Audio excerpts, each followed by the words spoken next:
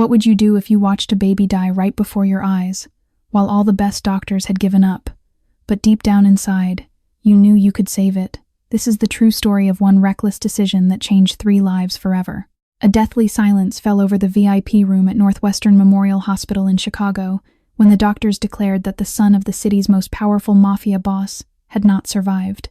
Dominic Castellano, a man the entire underworld feared, collapsed to his knees like a helpless child.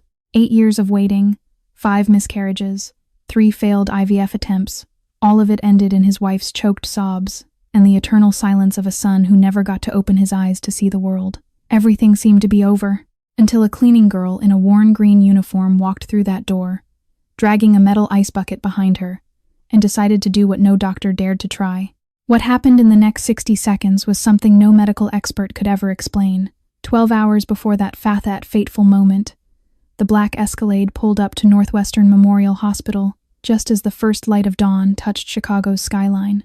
Dominic Castellano stepped out of the vehicle, his Italian leather shoes clicking against the pavement with the authority of a man who owned half this city.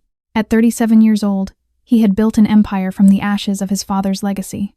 His name alone could make grown men tremble. His word was law in every corner of Southside Chicago.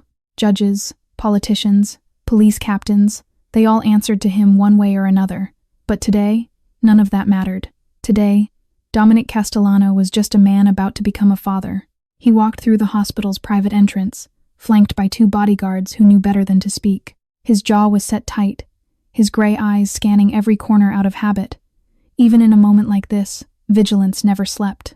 Enemies lurked everywhere, and vulnerability was a luxury he could never afford. Yet as he stepped into the elevator, his hands betrayed him. They trembled slightly, something that hadn't happened since he was 19.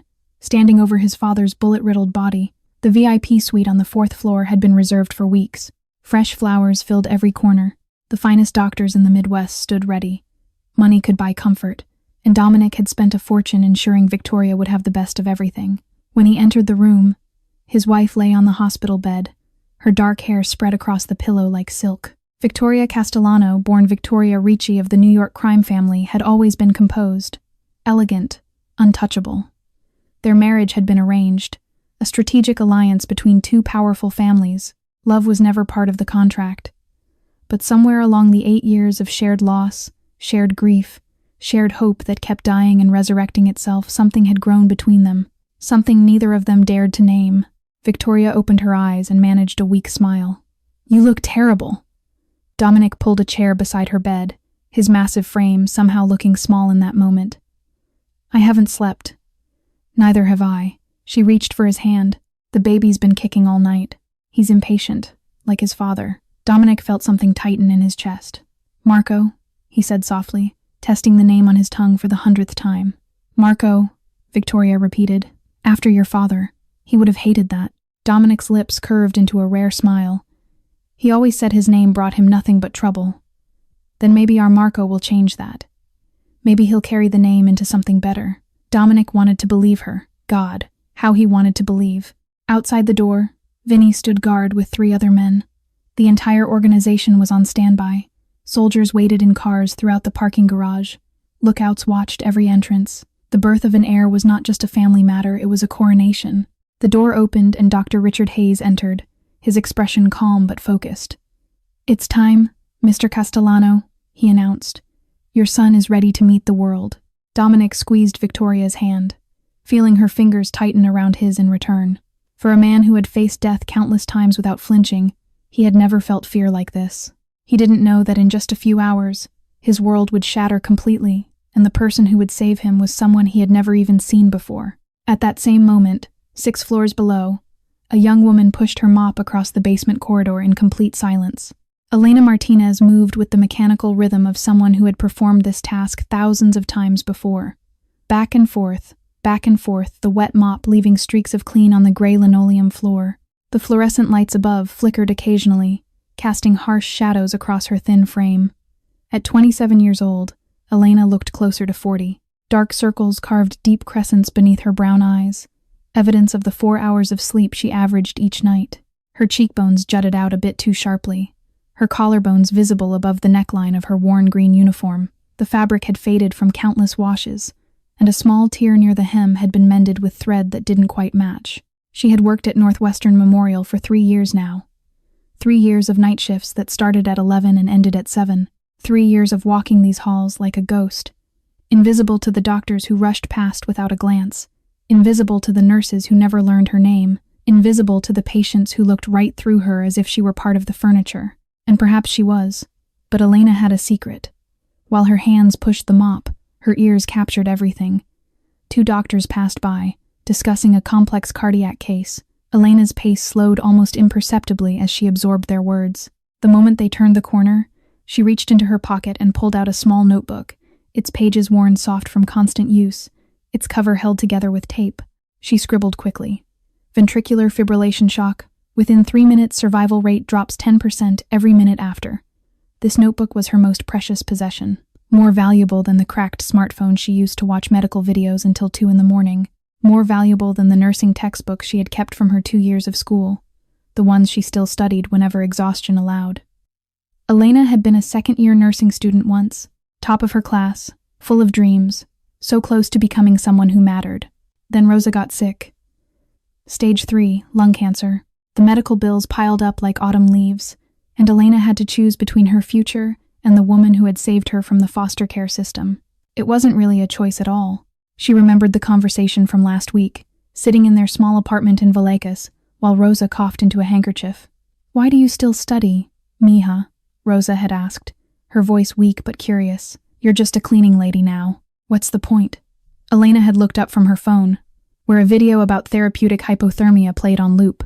"So, I'm never helpless again," she answered quietly. Not like the night Tommy died. Rosa had fallen silent then. She knew better than to push further on that wound. Elena tucked the notebook back into her pocket and continued mopping. The basement was almost done. Soon she would clock out, take 2 buses home, sleep for 4 hours, then head to her second job at the Italian restaurant. She didn't know that in just a few hours, everything she had taught herself would be put to the test in a way she could never have imagined. Marco's cry pierced the air at 6:47 in the morning. It was the most beautiful sound Dominic Castellano had ever heard in his 37 years of life. More beautiful than the silence of enemies defeated. More beautiful than the click of a deal closing in his favor. More beautiful than anything his vast fortune could ever buy. His son was alive. His son was here. His son was real. Victoria collapsed back against the pillows, her face drenched in sweat and tears, laughing and sobbing at the same time. The elegant composure she had maintained throughout 8 years of heartbreak finally shattered into pure, unfiltered joy. "He's here," she gasped. "Dominic, he's here. Our baby is here. Doctor." Hayes lifted the tiny, squirming body, still connected by the umbilical cord, still covered in the evidence of birth. Marco's face was scrunched up in furious protest at being forced into this cold, bright world. His little fists punched at the air. His lungs worked perfectly, announcing his arrival to everyone within earshot. Dominic stood frozen beside Victoria's bed, unable to move, unable to speak. Something hot burned behind his eyes, something he hadn't felt since he was a boy watching his mother's coffin lowered into the ground. He was going to cry. Dominic Castellano, the most feared man in Chicago's underworld, was going to cry in front of doctors and nurses and his own bodyguards, and he didn't care. Outside the door, Vinny heard the baby's wail and immediately pulled out his phone. Within seconds, the message spread through the organization like wildfire. "The little boss has arrived." In parking garages across the city, soldiers cheered. In safe houses and restaurants and legitimate businesses that served as fronts, glasses were raised. The Castellano dynasty had an heir. Doctor. Hayes carried Marco to the warming table, checking vitals with practiced efficiency. After a moment, he smiled and turned to the parents. "A healthy baby boy, Mr. Castellano. 8 pounds, 4 ounces. Strong lungs, as you can hear. Congratulations." A nurse wrapped Marco in a soft blue blanket and placed him in Dominic's arms. The mafia boss held his son as if the child were made of glass, his large hands suddenly clumsy, suddenly terrified of their own strength. Marco stopped crying. His eyes, still unfocused and new to the world, seemed to look up at his father's face. "I will protect you," Dominic whispered, his voice cracking on words he had never spoken to anyone.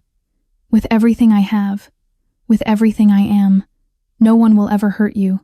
I swear it." Victoria reached out and touched Marco's tiny hand. The 3 of them existed in a bubble of perfect happiness, suspended outside of time, outside of the darkness that defined their lives. 8 years of suffering, 8 years of loss. It was finally over. Then Marco stopped moving. The baby's eyes fluttered closed. His body went limp in Dominic's arms. The monitors began to beep, not the steady rhythm of life, but something erratic, something wrong. Doctor. Hayes looked up sharply, his smile vanishing as he stared at the screen. Something's not right, he said, his voice suddenly tense. And Dominic Castellano's world began to crumble. 4 years earlier, in a dark alley on the south side of Chicago, Elena Martinez's life changed forever. Tommy had just turned 16. He was a skinny kid with their mother's smile and dreams too big for the poverty that trapped them. While Elena worked double shifts to pay Rosa's medical bills, Tommy had insisted on helping. He took a night job at a convenience store 3 blocks from their apartment, minimum wage, dangerous neighborhood, but it was something. I can handle it, sis, he had promised. I'm not a kid anymore. Elena should have said no. She should have forbidden it, but the bills kept piling up, and Rosa needed another round of chemotherapy, and they were already 2 months behind on rent, so she let him work. The phone call came at 11:43 on a Tuesday night. Elena remembered every detail of that moment. The cracked screen lighting up, the unknown number, the trembling voice of a stranger saying words that didn't make sense. Your brother, stabbing, blood, come quick. She ran. The 7 blocks felt like 7 miles. Her lungs burned. Her legs screamed. When she turned into the alley behind the convenience store, she saw him. Tommy lay in a pool of his own blood. His body crumpled against the dumpster like a discarded doll. A robbery gone wrong, the police would later say. The register had $17 in it. $17 for a boy's life. Elena fell to her knees beside him, her hands pressing against the wound in his stomach, but the blood kept coming. It seeped through her fingers, warm and endless, soaking into her jeans, spreading across the concrete. She didn't know what to do. She had no training, no knowledge, no skills beyond what television medical dramas had taught her. She pressed harder, but it wasn't enough. It was never going to be enough. Elena. Tommy's voice was barely a whisper. His eyes, so much like their mother's, looked up at her with a fear she had never seen before. I'm scared. Don't leave me. I'm here, Elena sobbed, pulling him closer, cradling his head against her chest. I'm right here. Don't be scared. Help is coming. Just hold on. But help didn't come. 47 minutes. That's how long Elena held her dying brother in that filthy alley, begging him to stay, promising him everything would be okay, lying to him because the truth was too cruel to speak. Tommy died with his eyes open, staring up at the Chicago sky he would never see again. At his funeral, Elena stood before the simple grave and made a vow. I will learn everything, she whispered to the fresh dirt. I will never let anyone die in my arms like that again. Never. She enrolled in nursing school the following month. She bought textbooks with money she didn't have. She studied until her eyes bled and her head pounded. And when Rosa's cancer forced her to drop out, she never stopped learning. Not for one single day. 4 years later, that promise still burned inside her like a flame that would never die. And today, it would be tested. The alarm shattered the quiet morning of the basement like a scream. Elena had just finished mopping the last section of the corridor, her arms aching from hours of repetitive motion. She was thinking about the bus schedule, calculating whether she could squeeze in an extra 30 minutes of sleep before her shift at the restaurant, when the sound cut through her exhaustion like a blade. Code blue. VIP floor. The overhead speakers crackled with urgent voices. Footsteps thundered above her head, dozens of them, running. Elena stood motionless, her mop dripping forgotten puddles onto the floor she had just cleaned. Something was wrong. Something was very wrong.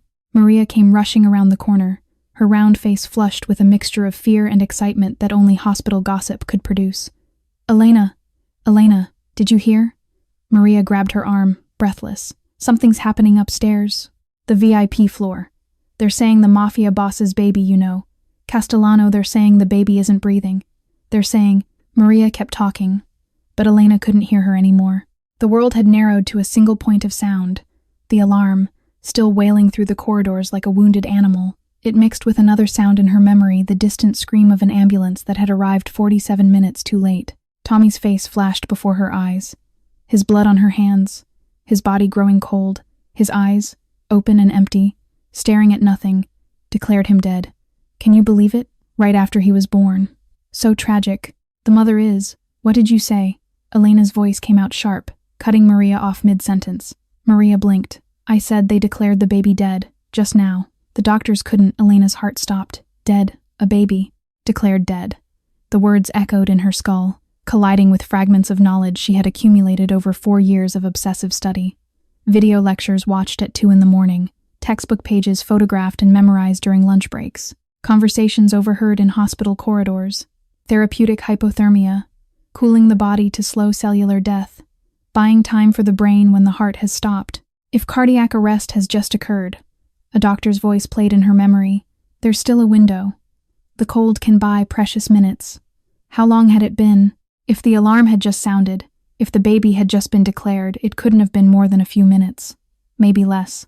There was still time.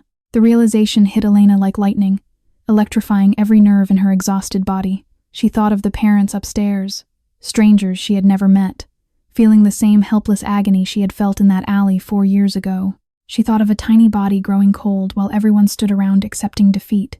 Another family about to be destroyed. Another life about to be lost while she did nothing. Tommy's voice whispered in her mind. You promised, sis. No. The word escaped Elena's lips before she knew she was speaking. Her voice trembled, but her eyes had hardened into something fierce. Not today, not another baby. And she started to run. Elena's feet moved before her brain could catch up. She sprinted toward the stairwell, her worn sneakers slapping against the linoleum floor. The mop clattered behind her, abandoned. Maria's confused shouts faded into nothing. All that existed was the pounding of her heart and the fire burning in her chest. Then, halfway up the first flight of stairs, she stopped. Reality crashed into her like a wave of ice water. Her hand gripped the metal railing, knuckles white, as doubt flooded every corner of her mind. What was she doing? Who did she think she was? She was nobody, a cleaning lady with a worn green uniform and bags under her eyes, a college dropout who couldn't even finish nursing school, a woman who mopped floors for minimum wage while real doctors with real degrees walked past her like she didn't exist. She had no authority, no credentials, no right to be anywhere near that baby. If she was wrong, if she burst into that room and made things worse, she could be arrested. She could be sued. She could lose the only job that kept Rosa alive. And then what? Rosa would die alone in that tiny apartment, waiting for treatments that would never come, wondering why Elena had thrown everything away on a foolish impulse. Elena's legs trembled, her resolve wavered. Maybe she should go back. Maybe she should let the professionals handle it. Maybe you promised, sis. Tommy's voice cut through the chaos in her mind, clear as the night he died. Elena squeezed her eyes shut. She saw him again, 16 years old, bleeding out in her arms, trusting her to save him. She saw his eyes go empty. She felt his body go still. She had promised. Knowledge flooded back to her in fragments. The video she had watched 17 times about therapeutic hypothermia, pausing and rewinding until she understood every word. The doctor explaining how cold temperatures could slow metabolic processes, buying precious time for oxygen-starved cells. Her nursing textbook, highlighted and annotated. In cases of cardiac arrest, every second matters. Rapid cooling can extend the window for successful resuscitation. She knew this. She had studied this. She had prepared for exactly this moment without ever knowing it would come. Elena opened her eyes. What was the worst that could happen? The baby could die, but the baby had already been declared dead. What was the worst that could happen if she did nothing? The same outcome. A dead child. A destroyed family. Another life she could have saved, slipping through her fingers because she was too afraid to try. The math was simple. Brutal, but simple. If she failed, she lost nothing that wasn't already lost. But if she succeeded, if there was even the smallest chance. The biggest mistake, Elena whispered to herself, her voice steadying, is doing nothing at all. She turned around and ran not toward the VIP floor, but toward the medical supply area at the end of the basement corridor. She knew exactly what she needed to find. The medical supply area sat at the far end of the basement corridor, a place Elena knew better than anyone in this hospital. 3 years of night shifts had taught her every inch of these underground hallways. She knew which doors stuck and which ones swung freely. She knew where the security cameras had blind spots. She knew the shortcuts that even senior staff had forgotten existed.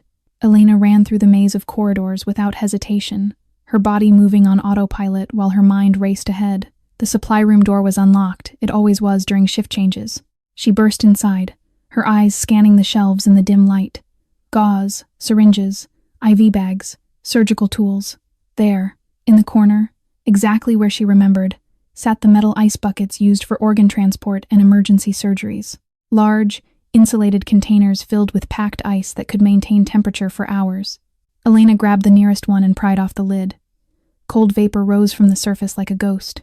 Inside, packed ice glistened under the fluorescent lights. Her heart jumped. She seized the handle and pulled. The bucket was heavier than she expected, at least 40 pounds of metal and ice combined. The cold bit into her palms immediately, sharp and merciless, but she didn't let go. There was no time for gloves, no time for planning, no time for anything but moving. Elena dragged the bucket toward the elevator and jabbed the button. The digital display showed the car was on the 8th floor, descending slowly, too slowly. Each second felt like an eternity. She couldn't wait. Abandoning the elevator, Elena hauled the ice bucket toward the stairwell. 6 floors between her and that baby. She started climbing. The bucket banged against each step, the sound echoing through the concrete shaft like a drumbeat. Her arms screamed in protest. The cold metal seared her fingers, numbing them even as it burned. Sweat poured down her face despite the chill radiating from the container. "Hey, you there. What do you think you're doing?" A security guard's voice boomed from somewhere below. Elena didn't turn around. She didn't answer. She just kept climbing. 3rd floor, 4th floor. Her lungs were on fire now. Her legs felt like they were filled with sand. The bucket seemed to grow heavier with every step. 5th floor. Almost there. 6th floor. The VIP wing. Elena burst through the stairwell door, gasping for air, and found herself face to face with a wall of muscle. Vinny stepped forward, his massive frame blocking the corridor. 2 other guards flanked him, hands moving toward their concealed weapons. "This is a restricted area," Vinny growled, his eyes cold and suspicious. "You're not allowed to, the baby still has a chance." Elena cut him off, her voice ragged but fierce. She looked directly into his eyes without flinching. "Let me through." Vinny hesitated for 1 second, just 1 second of uncertainty crossing his hardened face, and Elena pushed past him, shoving the delivery room door wide open. The scene before Elena was like a frozen nightmare. The VIP suite, which had been prepared with such care and expense, now felt like a tomb. Medical equipment sat idle, monitors displaying flat lines that screamed finality. The air itself seemed to have stopped moving, heavy with grief and the sharp scent of antiseptic. For a split second, no one moved. Then chaos erupted. "Security!" Nurse Patricia's voice cut through the silence like a siren. She stepped forward, her face contorted with outrage. "Who let this woman in here? Get her out immediately." Dr. Hayes spun around, his professional composure cracking into cold fury. "Who are you?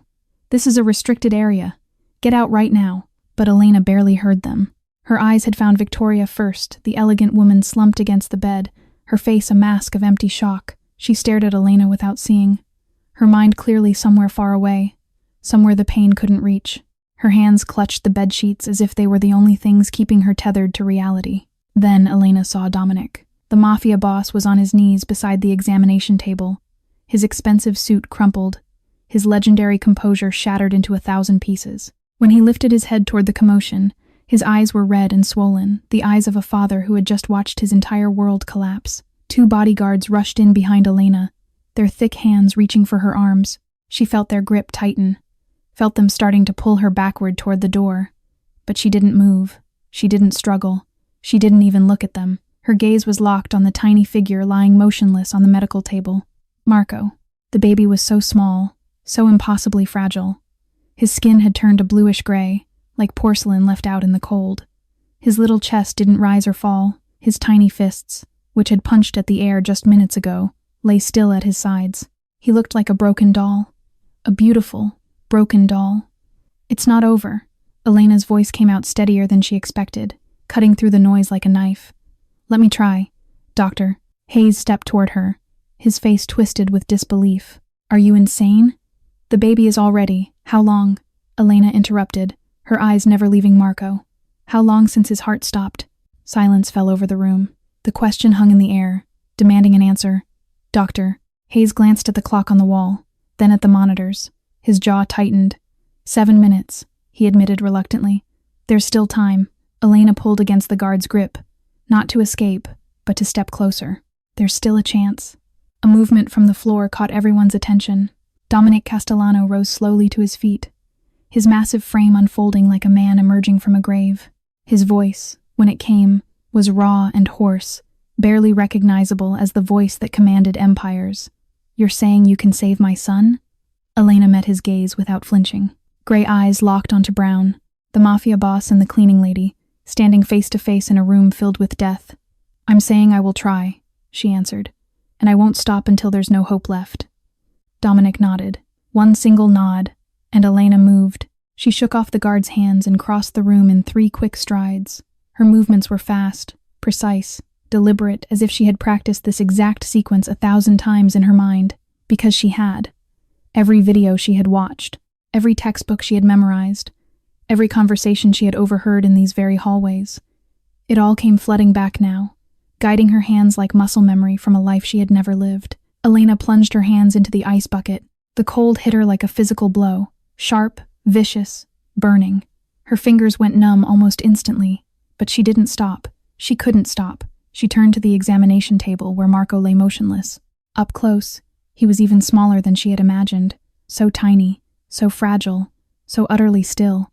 Elena lifted him with trembling hands, cradling his limp body against her chest for just a moment. His skin was cool, his weight almost nothing, a life that had barely begun, slipping away with every passing second.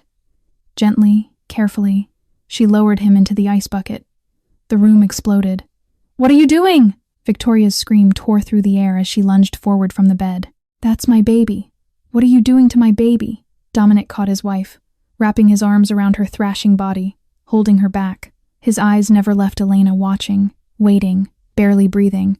Nurse Patricia pointed at Elena with a shaking finger. "This is insane. Someone call security. Someone stop her."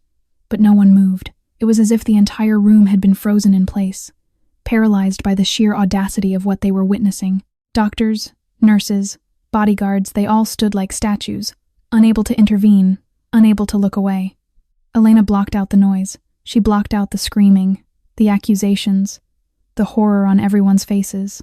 Her entire world narrowed to the tiny body in the ice bucket and the clock ticking in her head. She positioned Marco exactly as she had seen in the videos, supporting his head, keeping his airway clear, ensuring the cold reached his core temperature as quickly as possible.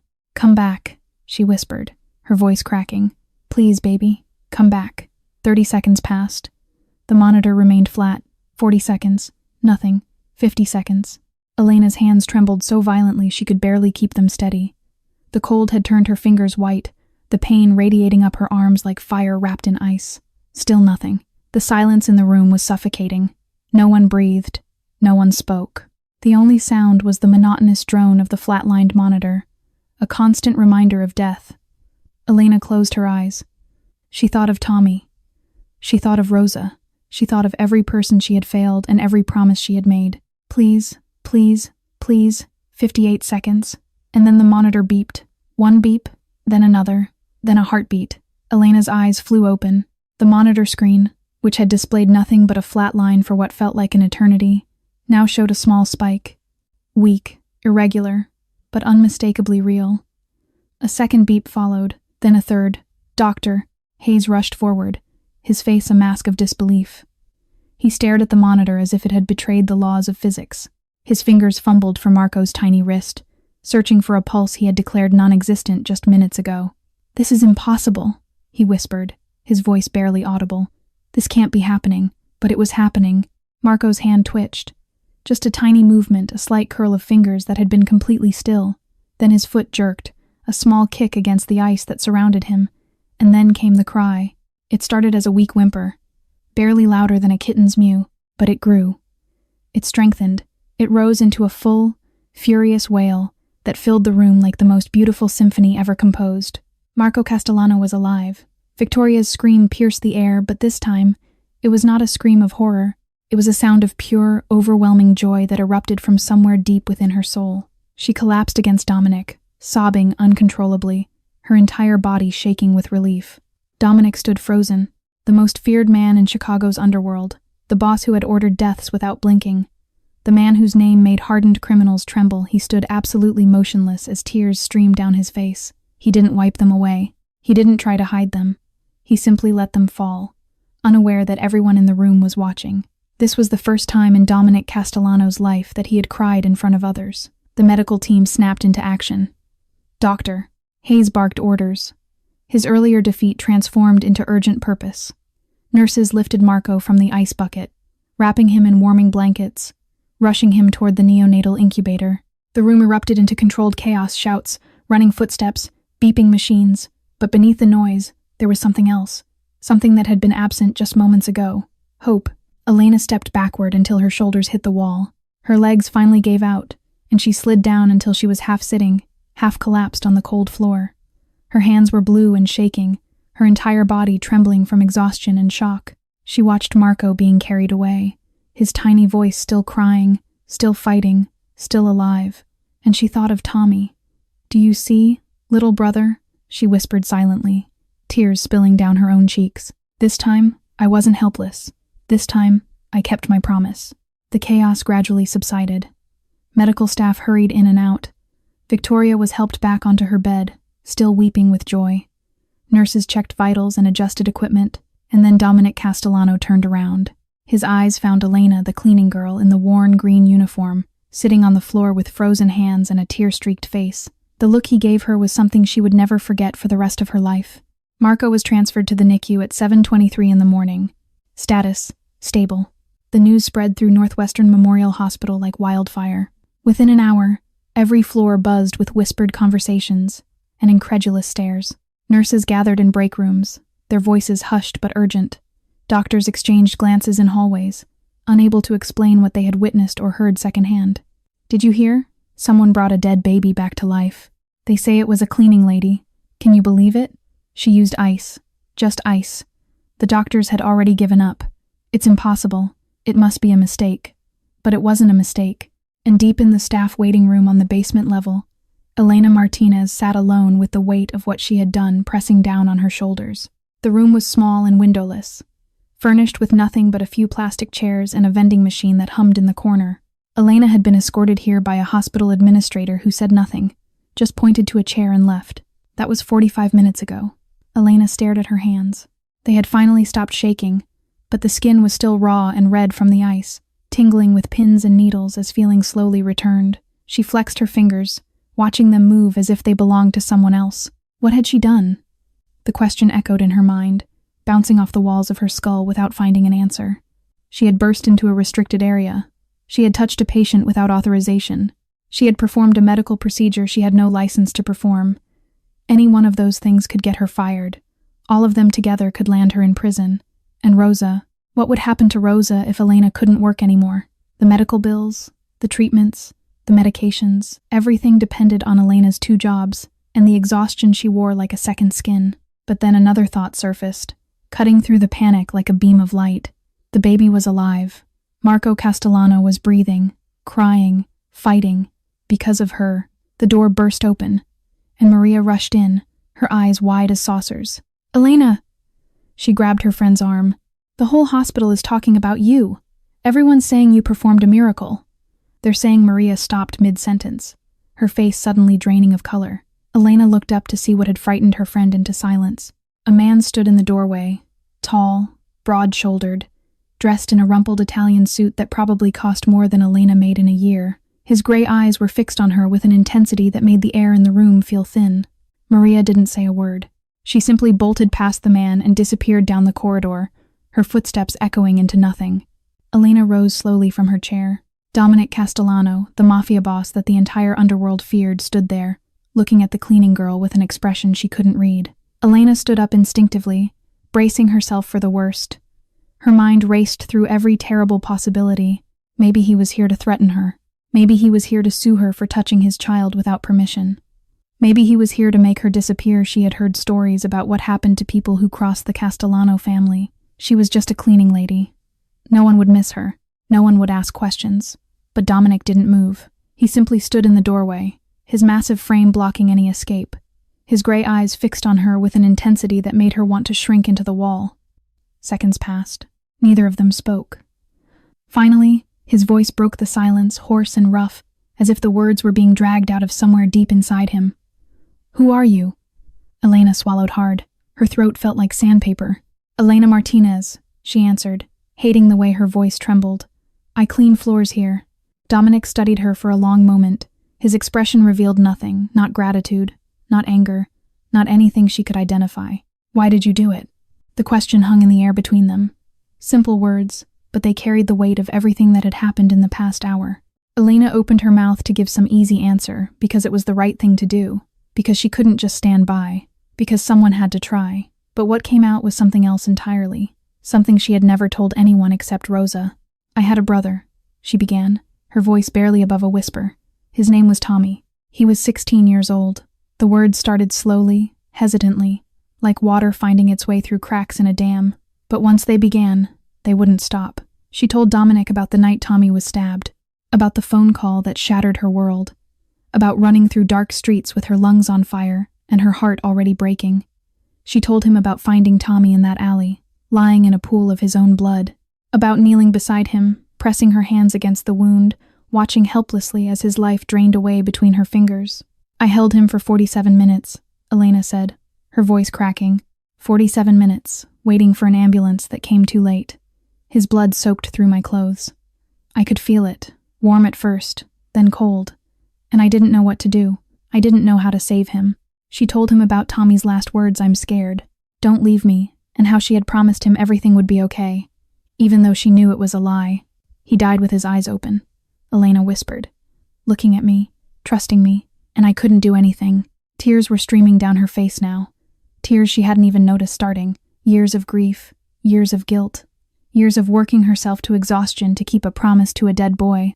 All of it came pouring out in that tiny, windowless room. I swore at his grave that I would learn everything, that I would never let anyone die in my arms like that again. She wiped her cheeks with the back of her raw, reddened hand. That's why I did it, because I made a promise. Silence filled the room when she finished. Dominic stared at her for what felt like an eternity. Something shifted in his eyes, something that looked almost human beneath the cold exterior. "You saved the most precious thing in my life," he said finally, his voice stripped of all its usual authority. Elena shook her head. "I just did what I promised I would do." Dominic stepped forward. When he spoke again, his voice had changed. He was no longer the mafia boss that made grown men tremble. He was simply a father. "And I am a man who always repays his debts, Miss Martinez. Always." Elena didn't know how to respond. She stood frozen in the middle of that cramped waiting room, staring at Dominic Castellano as if he had suddenly started speaking a foreign language. Her mind struggled to process what she was hearing. "I've already made some calls," Dominic continued, his tone businesslike now, as if negotiating a deal. "Your foster mother, Rosa Hernandez, she has outstanding medical bills totaling $47,000. That will be paid in full by end of business today." Elena's mouth opened, but no words came out. "I also learned that you dropped out of nursing school 2 years ago. You still owe $23,000 in student loans." He paused. "That debt no longer exists." "Mr. Castellano, I'm not finished." His voice wasn't harsh, but it left no room for interruption. "You will return to nursing school. Full tuition, books, supplies, everything covered. And while you study, you'll work in the administrative office of one of my legitimate businesses. Flexible hours, decent pay, health benefits." Elena felt the room spin around her. This couldn't be real. Things like this didn't happen to people like her. "I didn't do it for money," she managed to say, her voice stronger now. I know you didn't do it for money." Dominic cut her off, but gently this time. "That's exactly why you deserve it." He took a step closer, and Elena noticed something different in his eyes. The cold, calculating look of the mafia boss had softened into something almost vulnerable. "This isn't charity, Miss Martinez. This is repayment. I owe you a debt that money can never truly settle, but I will try." His jaw tightened. Dominic Castellano does not remain in anyone's debt, ever. Before Elena could respond, a movement at the door caught her attention. Victoria Castellano stood in the doorway, supported by a nurse on one side. She was pale, exhausted, and clearly should have still been in bed, but there was a fierce determination in her eyes that made her seem stronger than anyone else in the room. "Let me through," Victoria commanded, waving off the nurse's protests. She walked slowly toward Elena, each step clearly costing her effort. When she reached the young cleaning lady, she took Elena's raw, reddened hands in her own soft ones. "You gave me back my son," Victoria said, her voice trembling with emotion. "There is nothing in this world that could ever be enough to repay that. Nothing." Elena looked from Victoria to Dominic and back again, two of the most powerful people in Chicago, standing before her with gratitude written across their faces. She thought about Rosa, lying in their tiny apartment, waiting for treatments they couldn't afford. She thought about the nursing textbooks gathering dust on her shelf, the dream she had buried years ago. She had fought alone for so long, so many years of struggling, sacrificing, surviving on nothing but stubbornness and desperate hope. Maybe, just maybe, she was allowed to accept help. Slowly, with tears burning in her eyes, Elena nodded. "But I have one condition," she said quietly. Dominic raised an eyebrow. "What condition?" Elena took a deep breath, thinking of Tommy, of herself 4 years ago, of all the people trapped in poverty with dreams they couldn't reach. "I want to help people like me, people who never get a chance." The months that followed were a whirlwind. Elena returned to nursing school in the fall, enrolling in the same program she had abandoned 2 years earlier. But this time, everything was different. She no longer worked double shifts or survived on 4 hours of sleep. She no longer chose between buying textbooks and buying groceries. For the first time in her adult life, Elena could simply focus on learning. Rosa's transformation was equally dramatic. Within weeks of being transferred to one of Chicago's premier oncology centers, her condition began to improve. The best doctors, the most advanced treatments, the kind of care that had once been an impossible dream, all of it was suddenly within reach. "Mija," Rosa said one evening, her voice stronger than it had been in months. "I don't understand how this happened, but I thank God for it every day." Elena held her foster mother's hand and smiled. Some things were too complicated to explain. True to her condition, Elena worked with Dominic's legal team to establish the Tommy Martinez Memorial Fund.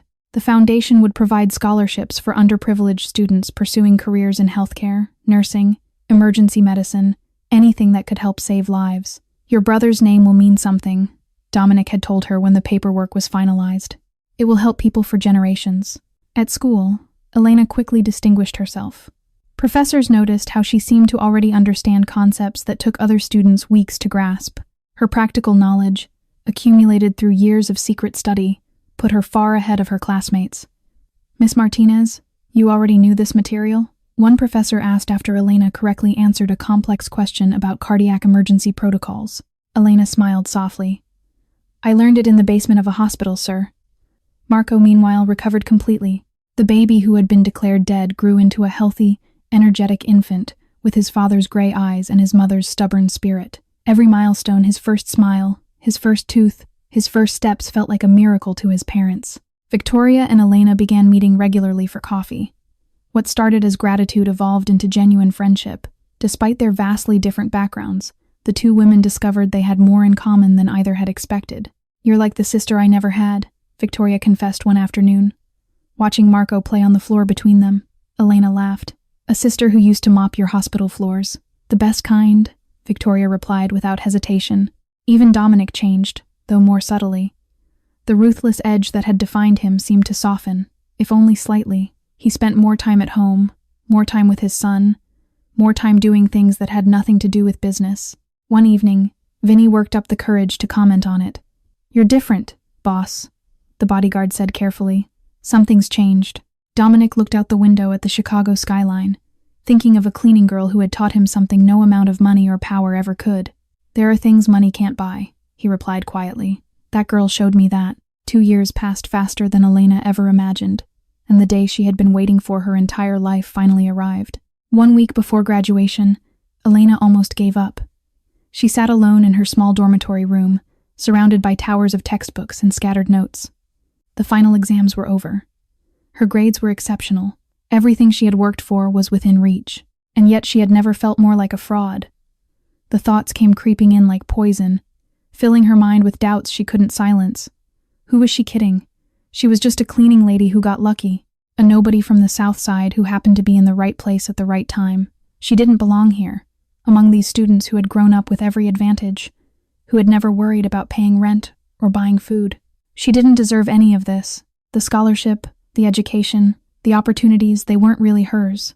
They were gifts given out of gratitude, not earned through merit. If it hadn't been for that one morning, that one desperate gamble, she would still be mopping floors in the basement of Northwestern Memorial. Maybe that's where she belonged. Elena stared at her reflection in the dark window. The woman staring back looked exhausted, hollow, lost.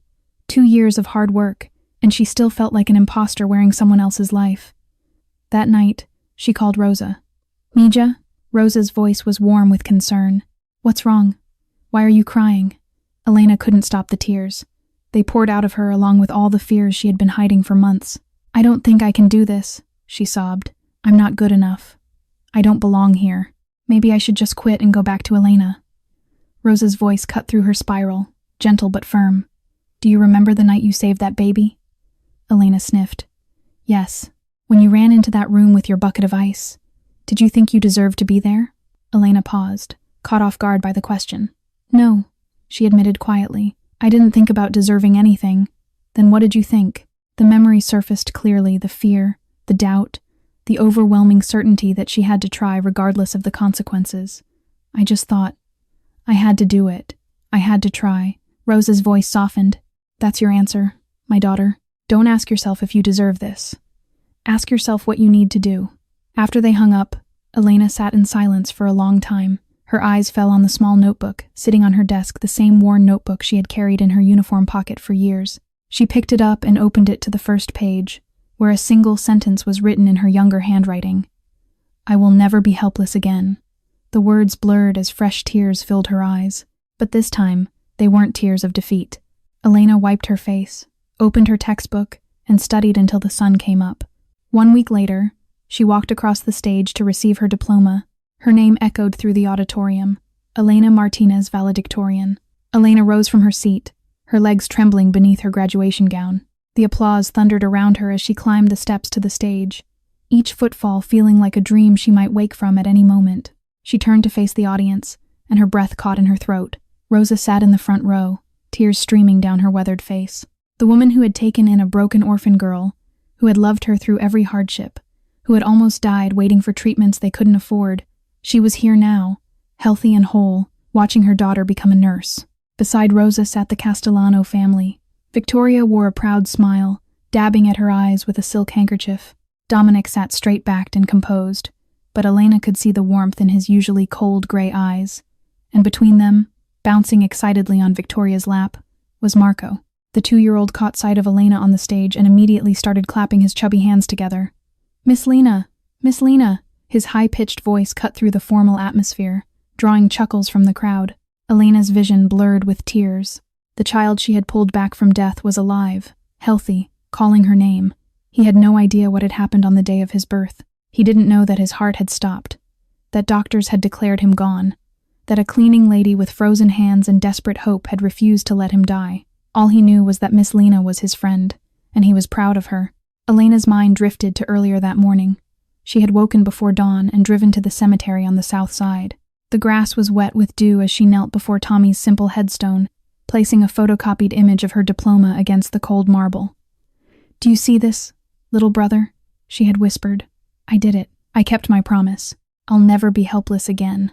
The wind had rustled through the trees, and for just a moment, Elena could have sworn she felt Tommy's presence beside her. Now, standing on the stage with the diploma in her hands, she felt him again. The dean handed her the microphone for the valedictorian speech. Elena looked out at the sea of faces, classmates, professors, families, and spoke from her heart. "This diploma doesn't belong only to me," she said, her voice steady despite the tears on her cheeks. "It belongs to my brother, Tommy, who taught me that every second is precious. It belongs to everyone who never got a chance to stand where I'm standing today. And it belongs to a little boy in the front row who reminded me that miracles are worth fighting for." The applause that followed was deafening. After the ceremony, Dominic approached her. He extended his hand formally, but his eyes held something that looked almost like fatherly pride. "Welcome back, Nurse Martinez," he said. Elena shook his hand and smiled. "I never left," she replied. "I was just finding my way home." 3 months later, Elena walked into Northwestern Memorial Hospital. This time, as a nurse. The automatic doors slid open, and the familiar smell of antiseptic and recycled air greeted her like an old friend. Elena paused for a moment in the lobby, letting the sensation wash over her. She had walked through these doors thousands of times before, always in a worn green uniform, always invisible, always heading down to the basement. Today, she turned toward the elevators and pressed the button for the 6th floor, the NICU. When she stepped onto the ward for her first official shift, Elena felt a strange sense of vertigo. Everything looked the same, the fluorescent lights humming overhead, the soft beeping of monitors behind closed doors, the hushed voices of nurses moving between stations. But she was different. She wore scrubs now instead of a cleaning uniform. An ID badge with her photo and the title registered nurse hung from her pocket. Her shoes were new, supportive, designed for 12-hour shifts on her feet, and for the first time in her life, people looked at her when she walked by. Her first night shift started at 11. Elena was reviewing patient charts when a familiar figure appeared in the doorway of the break room. Maria stood there, mop in hand, wearing the same faded green uniform Elena remembered so well. Her eyes were wide with disbelief. "Elena?" Maria's voice cracked. "Is that really you?" Elena set down her clipboard and crossed the room in 3 quick steps. The two women embraced tightly, years of shared struggle and silent understanding passing between them without words. "I still can't believe it," Maria whispered, pulling back to look at her friend. "You actually did it. You're really a nurse now." Elena smiled, her eyes glistening. "You can do it too, Maria. Anyone can. Don't ever let anyone tell you otherwise." Before Maria could respond, an alarm pierced the air. Code blue. Elena's training kicked in instantly. She sprinted toward the source of the commotion, her heart pounding but her mind clear and focused. A premature baby had stopped breathing. The tiny infant, born 8 weeks early, lay motionless in the incubator while monitors screamed warnings. Elena moved with calm precision, assisting the doctor, handing over instruments, monitoring vitals, doing everything she had studied and practiced for 2 years. Her hands didn't shake, her voice didn't waver. 17 minutes later, the baby was stable. The father, a young man in work-stained clothes who clearly couldn't afford to be here, wept openly as he thanked her. "God bless you," he said through his tears. "Thank you. Thank you so much." Elena placed a gentle hand on his shoulder. "You don't need to thank me. This is my job." The man nodded gratefully and followed a nurse to see his child. When he was gone, Elena stood alone by the window. The Chicago skyline glittered in the darkness, a million lights burning against the night. "But it's not just a job," she whispered to the sleeping city. "It's a promise." 5 years passed. The Tommy Martinez Memorial Fund had sponsored 47 medical students. Elena discovered the number by accident. She was reviewing the foundation's annual report one evening when the figure caught her eye. 47 scholarships awarded. 47 young people from underprivileged backgrounds now pursuing careers in healthcare. 47. The same number of minutes she had held Tommy in that dark alley, watching his life slip away. Elena hadn't planned it. She hadn't calculated or orchestrated the coincidence, but when she realized what had happened, she locked herself in her bedroom and cried until dawn. 47 apologies, 47 promises kept, 47 lives that would go on to save countless others. Tommy's death had become a legacy of healing. Life had changed in ways Elena never could have imagined. She was now the head nurse of the NICU at Northwestern Memorial, the same ward where she had once mopped floors in silence.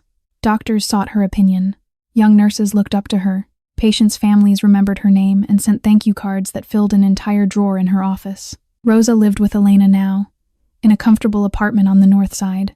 The cancer was in full remission, and at 73, she had more energy than women half her age. She spent her days tending a small garden on the balcony and cooking elaborate meals that Elena rarely had time to eat. Marco Castellano was 7 years old, a bright, curious boy with his father's gray eyes and an endless supply of questions. He called Elena Aunt Lena and knew the story of how she had saved his life, though the details had been softened for young ears. "You're a superhero," he had told her once, with the absolute certainty that only children possess. Superheroes don't wear capes, they wear scrubs. Dominic remained who he was, a man of power and shadow, but something had fundamentally shifted in him. He had established 3 charitable foundations and quietly funded a free clinic in the Southside neighborhood where Tommy had died. Victoria and Elena met every Sunday for coffee, a tradition that had never broken in 5 years. They talked about everything and nothing: Marco's school, Rosa's health, hospital gossip, the strange and beautiful path that had brought them together.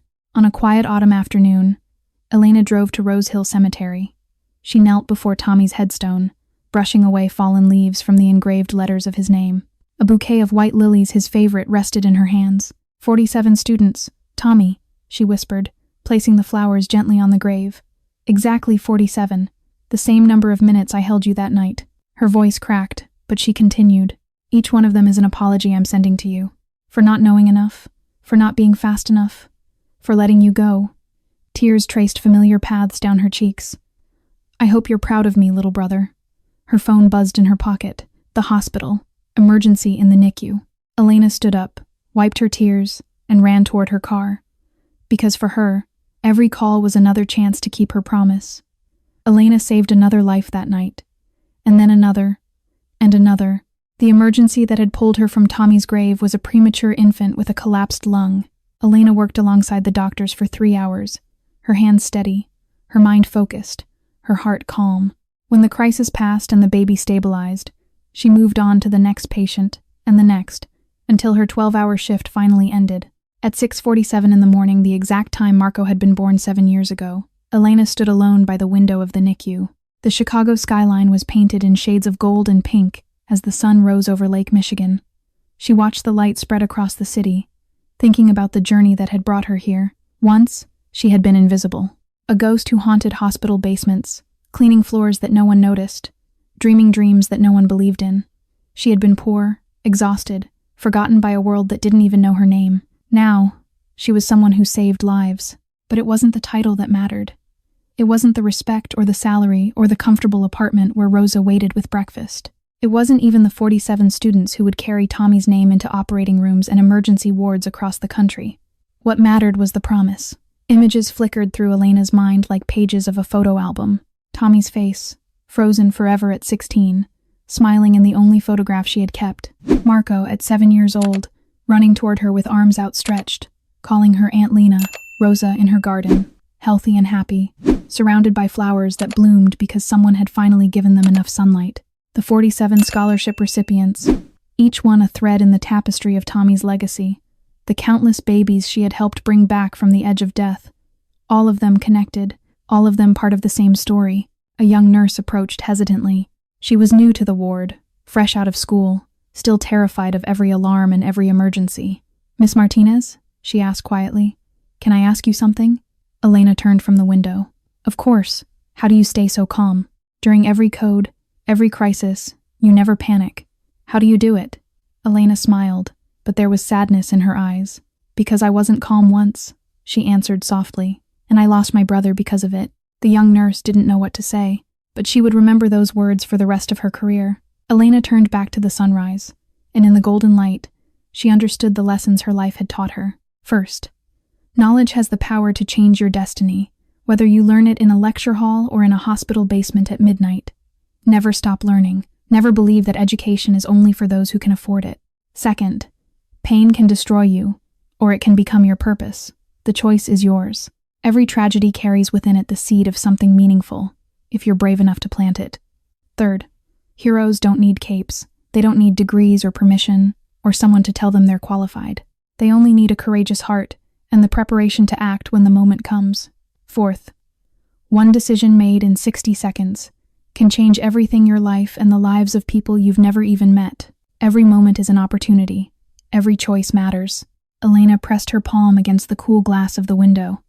"Thank you, Tommy," she whispered to the dawn breaking over Chicago, "for giving me a reason to keep going." Somewhere in the city below, a new day was beginning. Children were waking up. Parents were going to work, and in hospitals across Chicago, nurses and doctors were fighting battles that no one would ever see. Elena Martinez had been one of the invisible ones.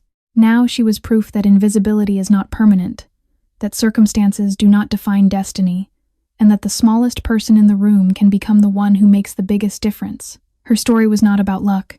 It was about preparation, meeting opportunity. It was about refusing to accept defeat. It was about transforming the worst moment of her life into the foundation for everything good that followed. If this story touched your heart, please take a moment to like this video and subscribe to our channel. Share it with someone who needs to hear that their dreams are still possible, no matter where they're starting from. And remember, you don't need anyone's permission to become the person who changes someone else's life. Your moment will come maybe today, maybe tomorrow. The question is, will you be ready? We would love to hear from you. How did this story make you feel? Does it remind you of something in your own life? Please share your thoughts in the comments below. We read every single one, and your words inspire us to keep telling stories that matter. May you always have the courage to act when others stand still. May you always find purpose in your pain. And may you always remember, you are never just invisible. Thank you for watching. We wish you good health, happiness, and peace in your life every single day. Goodbye for now, and we'll see you in the next story.